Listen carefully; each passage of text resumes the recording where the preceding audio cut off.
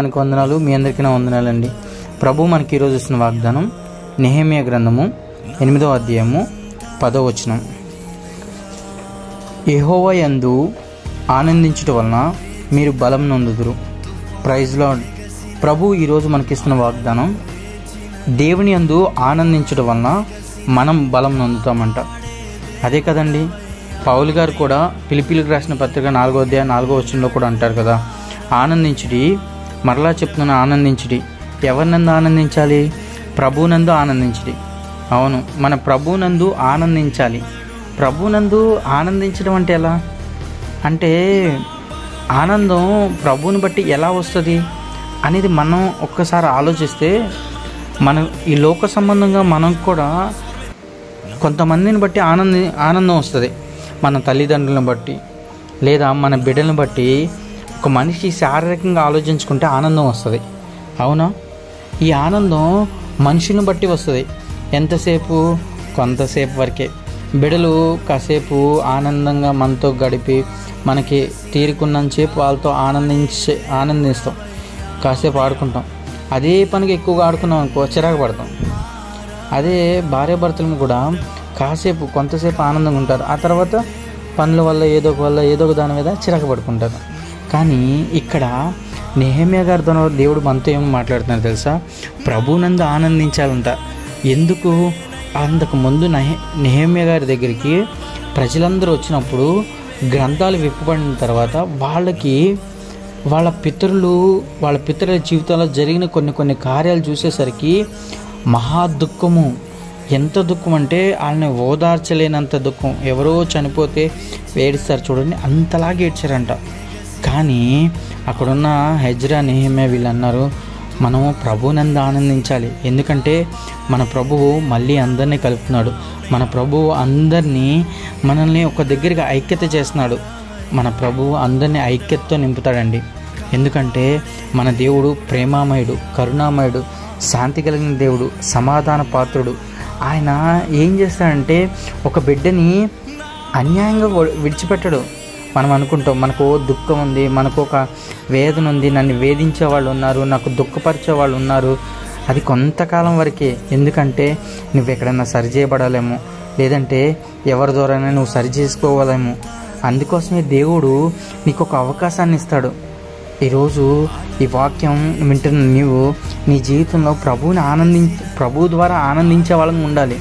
ప్రభు ద్వారా ఎలా ఆనందించాలి?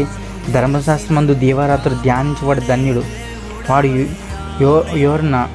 నీటి కాలంలో ఎవరిన నాటబడిన వాడే ఆకువాడక తన కాలమందు ఫలించు చెట్టు వల్ల ఉంటాడంట.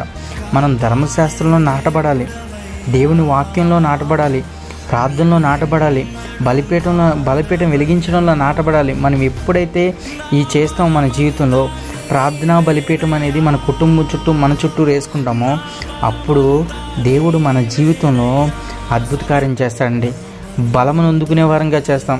మనం ఎక్కడైతే బలహీనంగా ఉంటున్నామో, ఎక్కడైతే బలహీనత మనలో వస్తుందో, ఎక్కడైతే మనం బలహీనులుగా కనిపిస్తున్నామో అక్కడ బలవంతులుగా చేస్తాడు. ఈరోజు ఈ వాగ్దానం చేత పట్టుకుంటావా? నువ్వు ఎక్కడ బలహీనం అయిపోతున్నావు?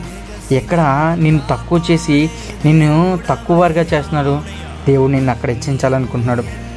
అక్కడ నిన్ను బలవంతులుగా చేయాలనుకుంటున్నాడు. నువ్వు మాటల ద్వారా బలహీనం అయిపోతున్నావా? లేదంటే నువ్వు చేసే పనుల ద్వారా బలహీనం అయిపోతున్నావా? లేదా నీ చుట్టుపక్కల ఉన్న వాళ్ళ ద్వారా బలహీనం అయిపోతున్నావా? ఎవరి ద్వారా బలహీనం అయిపోతున్నావు? ఒకవేళ నువ్వు బలహీనం అయితే ఈరోజు వాక్యం నీకోసమే. ప్రభు ఏం చెప్తున్నాడు తెలుసా? ప్రభువునందు ఆనందించాలంటున్నాడు. యెహోవా యందు ఆనందించుట వల్ల మనం బలం పొందుకుంటామంట. మనం ఆయన అందు ఆనందించాలి. ప్రభా, నువ్వే నా రక్షణకర్తవు, నువ్వే నా ఆనంద తైలము, నువ్వే నా రక్షణ శృంగము అని నువ్వు ఆయన్ని ఎప్పుడు గణపరుస్తూ ఉంటే, ఆయన్ని ఎప్పుడు ముందు పెట్టుకుంటా ఉంటే, ప్రభువు నా జీవితంలో గొప్ప కార్యాలు చేస్తాడు. నెహెమ్యా జీవితంలో, ప్రజల జీవితంలో కూడా అదే చేశాడు దేవుడు. వాళ్ళ దుఃఖాన్ని నాట్యంగా మార్చాడు. వాళ్ళు దేనికోసమైతే దుఃఖిస్తున్నారో, దేనికోసమైతే వేదనగా ఉన్నారో, ఆ పరిస్థితులన్నీ ప్రభు మళ్ళీ అక్కడ శాంతి సమాధానాన్ని నెలకొల్పాడండి.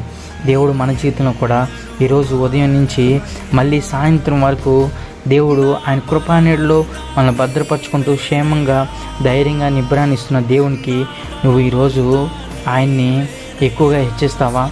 ఆయన యందు నువ్వు ఆనందించే బిడ్డగా ఉంటావా? ఉన్నట్లయితే కళ్ళు మూసుకుందాం, ప్రార్థన చేసుకుందాం. ప్రేమగల తండ్రి, కృపామయ, నీకు వందనాలు, స్తోత్రాలు నాయన. అయ్యా, ప్రభువునందు ఆనందించుడని ప్రభా నువ్వు సెలవిచ్చావు ప్రభా. అయా, యెహోవా యందు ఆనందము, అయా మీరు బలము నొందుకుంటారని సెలవిచ్చింది దేవా, నీకు వందనాలు, స్తోత్రాలు అయ్యా. అయా, మేము ఎక్కడ బలహీనమవుతున్నామో ప్రభా అక్కడ నీ యందు మేము ఆనందించాలి ప్రభా. మేము ఎక్కడ దుఃఖపడుతున్నామో, ఎక్కడ అయా ఇహలోకంలో పడిపోతున్నామో ప్రభా, నీ చిత్తమైతే అక్కడ మమ్మల్ని లేవనెత్తండి. నువ్వు లేవనెత్తగల సమర్థుడు, శక్తిమంతుడు దేవా.